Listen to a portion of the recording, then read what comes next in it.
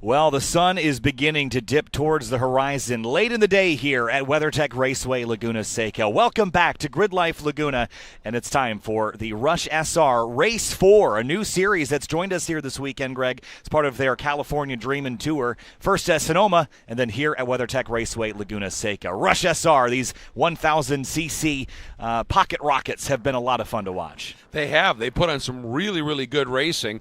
And, as I said, to me, they kind of remind me of a Formula 600 version of a sports prototype car. Short wheelbase, narrow, really, really fun to watch. I'm sure a blast to drive, but you got to be ahead of it. You've got to anticipate because they, when things start to slide and everything, you better be correcting in a huge hurry. But if you don't, because of the short wheelbase, they just pivot and go round in a big hurry here. And the guys up at the sharp end have really sort of set themselves apart a little bit. In particular, Blair Hosey, who has all three wins, qualified third, and which was interesting. It was Federico Mosconi who put that car in pole. He had a little issue early in the race, and Hosey got to the front, and Hosey has won everything since. But the guy in second for this one, Schneider, he was making up a lot of time on Hosey in that last race. And let's also not forget Travis Pendleton. This is finally going to be an opportunity for Travis, who didn't even start. He didn't run at all on Friday in the number 211. He has shown real speed. I mean, he made up from dead last in the field, 13 spots to 6th in that first race. And he now has an opportunity to finally start right up front, Kyle. Yeah, I just wanted to point out, and I was hoping to get a shot of it, but turn 6 doesn't look so bad, but turn 5 right there, this is what I was looking for. This is turn 5, heading up towards 6. That is all gravel. So this is going to be a pretty treacherous experience on the opening lap. Right against the racing line, against the curb, it's not so bad. But as soon as you get offline, that's going to be a ride. So we don't have time to brush it off. We are packed in for the rest of the day. So this is drivers. This is your surface. Deal with it. They're going to have to manage that, Greg. But it's hard in these short wheelbase cars. If you get a little sideways, it's going to be a big time trouble. Yeah, you're going to have to really, really be very, very precise through that section of track, and that makes this pace lap really important for them to have been able to see that and understand when they come streaming up there at speed that you're going to have to adjust back just a little bit here. And pairing up beautifully, they have figured this out in a real hurry here. It's similar, I'm sure, wherever they race in their various regional championship series, but they really have got this nailed. Some of the best looking starts we have seen here this weekend. But here we go, all up to Hosey and Schneider on that front row. The 8 and the 2, Hosey and Schneider on the front row here for Rush SR, the final race of the weekend here at Gridlife Laguna. Green flag flies. They're already 3 wide in the background. A little bit of shifting and shuffling, some contact there. But here comes Schneider with the nose ahead down towards the Andretti hairpin, Greg. It's really crucial for somebody to get in front of Hosey here, and Schneider does. He just turned across. Hosey tried to maintain a little bit of overlap, but Schneider with that outside line was able to get that nose ahead. Hosey's going to try and go around the outside in 3 and finally has to say, yeah, not going to work. Schneider wrestles it away as they're still side by side for 5th place in the background, but it all comes down to 5 here on this opening lap at race pace. How much is that gravel going to be a problem for Schneider? He's going to be the first one here, so he's going to be the first to experience this at speed braking zone into turn 5, right against the curbing. As long as you're down there, you should be in good shape. As we look back a bit deeper in the field there, Burgess, Glurloff, and others battling at the tail half of the top 10. Yeah, and they have just been scrapping like crazy. This lead group tends to eke away just a little bit, but then that group from 5th on back, they get really racy. And to my surprise here, I don't see Travis Pendleton. Oh, he is. He's there in 8th. So he didn't get the start he should have. He was 4th in that previous race. He got shuffled back. Is Pendleton in the green car, though? Does he move forward, rather? I think the green car that you're looking at is maybe Burgess in the 51. We'll have to get an update when they trip back. But I do see a green car up in 3rd, and I think that is the lighter green car of Pendleton. That would be a huge climb on the opening lap. Yeah, fabulous if he got it done here. we'll watch for scoring to adjust here. And again, just huge what Snyder was able to do. Grab the lead. Yes. Pendleton, good eye, good catch. Yeah, what a lap. That was, I mean, it's almost unbelievable that he drove up that far. We didn't really notice it with the leaders battling a bit deeper in the field behind the 51. There's Burgess in 10th, and behind him in 11th is Parkinson and Robichaux. Late move there. And but it got that door. Now that door closes in a real hurry. Yeah, wasn't Robichaux out earlier as well? He was. He was one of the guys that he had pulled off. We had the 821, if you remember, of Lurloff, who had crashed, and then Robichaux just pulled over and parked in front of him. And Schneider, he's leading, but man, Hosey he's not going anywhere. Whoa, a little wide there. That gravel wreaking havoc. One of the things I also noticed is these cars have a lot of sidewall, a big tire for the small wheel, and that is that's almost a setup tactic, right? Because you can play with the tire pressures in that and gain some give in the suspension, and that kind of softness might actually be beneficial in a car that can be snappy when you get it beyond a certain rotational point. So you can use that the tire as a piece of suspension in order to gain some travel as well. Remember the Formula One cars up until a couple of years ago, they had that little 13-inch wheel with massive sidewall, and that was actually part of the suspension on the car, as you're talking about. So these guys playing a similar game here. And the entire concept of these cars is to be able to provide, and this is what Rush Auto Works, their statement was, racing has gotten so expensive that they said, we want to build a really high-performance prototype that you can get cheap. These cars, with everything that they have on it, under 40 grand. Yeah, it's that's ridiculous. Exceptional. Oh, big slide there for Schneider, and Hosey is all over him there through the Andretti hairpin.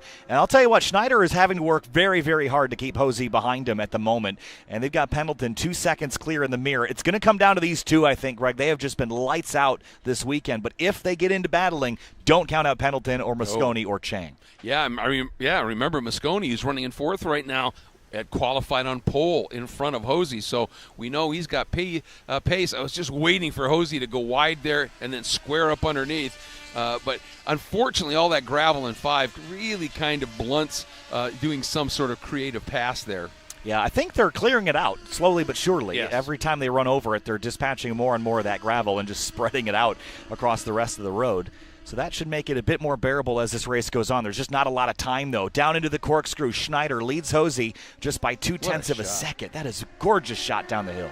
Yeah, I'll tell you what, our drone flyers here with our Dream Stream team, just exceptional. And remember, we've been talking all day about the wind. You don't see any movement there. These guys are really solid. Every bit as impressive as these drivers. Yeah, it has been a fun show to watch. This Rush SR group has been pretty thrilling they have been. to watch. And I'll tell you what, Hosey is here. And it's this run down the straightaway into turn 1 that this 8 car seems to be a bit better. So let's see what he's got in the slipstream now up the front straightaway. Just about 5 minutes to go here. Expecting about a 7-lap race and 3 laps complete. Tell you what, though, Schneider is really good as Hosey sets fast race laps. Schneider looks really good in, through, and down the corkscrew, and he actually gaps Hosey just a little bit. But then you're right, once they get into turn 10 and down into that last corner, Hosey just closes up big time.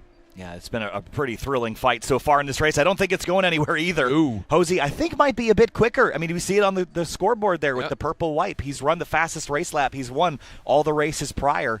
Schneider stole it away on the opening laps with bravery. Did you see the counter steer that car had, Greg? He was hanging that thing high, wide, and handsome there like Kyle Larson at Darlington. That thing was just sideways. High, wide, and handsome? Yeah, I stole that one from one of the NASCAR guys, probably. All right, probably Waltrip, right? Probably. Up there, yeah. But, yeah, you could see when you make that, that aggressive turn-in with these short wheelbases, that car comes around.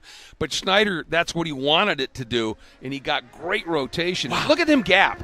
He is so good through the corkscrew here. And he's comfortable leaning on the sidewall of the tire and slipping the car. Again, once you get past a certain point, it gets challenging to save. But up until that point, there's a nice good bit of variability here. Look at this battle off into the top of the corkscrew here. Behind the 51 of Burgess for 10th place. Little contact there. Yeah, that was a bump and go. Yeah, a little bump and a rubbing, little shoulder shoving there as they head down the hill, jabbing the elbows. And ooh, big run here.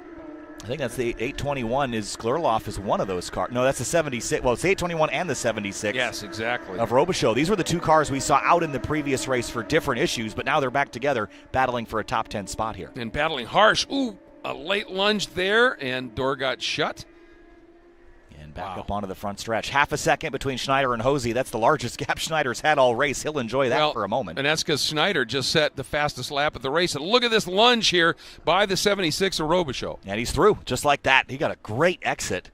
And behind them, didn't get a number on that car, up and tucking underneath. That's the 177 of Parkinson. And he parked it down there on the apex and made it through. Yeah, he got that done. That was a really, really nice move. Aggressive dive to the apex and then made it work on the exit. And it looks like Glurloff is kind of bleeding some speed here. Yep. Next is that Long in the 512 right behind him? We haven't really talked think about it might be, yep. We haven't really talked about Long. Look at this. Oh, man, this is furious here.